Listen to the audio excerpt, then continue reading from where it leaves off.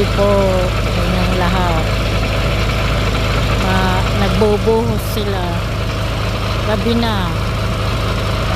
Nagawa pa rin sila. Overtime. Overtime sila. Inubuhusan nila yung gagawin nilang kalsada.